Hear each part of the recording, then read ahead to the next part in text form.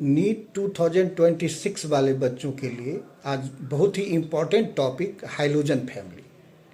ये जो हाइड्रोजन्स हैं वो ग्रुप 17 में आते हैं। हाइड्रोजन्स मतलब सॉल्ट प्रोड्यूसर। इसमें एलिमेंट्स आते हैं फ्लोरीन, क्लोरीन, ब्रोमीन, आयोडीन, एस्टेटीन और टेनेसीन। फ्लोरीन क्लोरीन गैस है, ब्रोमीन लिक्विड है, आयोडीन सॉलिड है, एस्टेटीन रेडियो एक्टिव एलिमेंट है नेचुरल, और टेनेसीन जो है वो टेनेसीन का एटॉमिक नंबर होता है 117। तो 1 इसका आईयूपीएसी नेम देखें तो 1 को अन बोलते हैं और 7 को सेप्ट। तो अन सेप्टियम UUS। जब डाउन द ग्रुप जाते हैं तो साइज बढ़ते चला जाता है। साइज बढ़ता है इसलिए न्यूक्लियस से इलेक्ट्रॉन की दूरी क्या होती जाए, बढ़ते जाती है।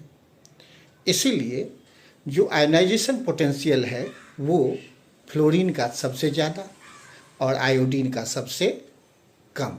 उसी तरह से इलेक्ट्रोनिगेटिविटी फ्लोरीन का सबसे ज़्यादा, आयोडीन का सबसे कम। एक चीज़ और याद रखेंगे कि पूरे पीरियोडिक टेबल में सबसे ज़्यादा इलेक्ट्रोनिगेटिव एलिमेंट फ्लोरीन है, जिसका वैल्यू 4 लेते हैं। उसके बाद ऑक्सीडाइजिंग पावर। तो ऑक्सीडाइजिंग पावर भी फ्लोरीन का हाईएस्ट होता है, आयोडीन का लिस्ट होता है।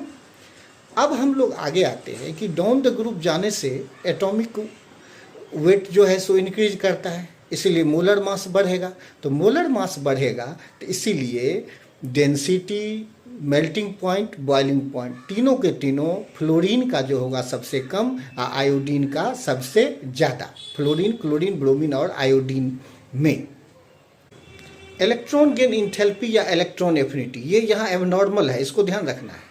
यहाँ क्लोरीन का ज़्यादा होता है इलेक्ट्रॉन एफिनिटी फ्लोरीन से, इसीलिए सबसे ज़्यादा क्लोरीन का, उसके बाद फ्लोरीन, उसके बाद ब्रोमीन और सबसे कम आयोडीन का। ये सीरीज रखिएगा यार, जिसमें क्लोरीन का इलेक्ट्रॉन गेन इंथैल्पी पूरे पीरियोडिक टेबल में सबसे हाईएस्ट होता है निगेटिव में, -349 किलो जूल पर मोल।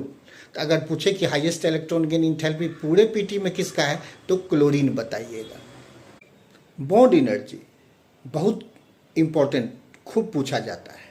तो बॉन्ड एनर्जी सबसे ज़्यादा क्लोरीन में होता है, उसके बाद ब्रोमीन, उसके बाद फ्लोरीन, फिर आयोडीन। इसीलिए बॉन्ड एनर्जी का ऑर्डर रखिएगा Cl2, Br2, फिर F2, फिर I2।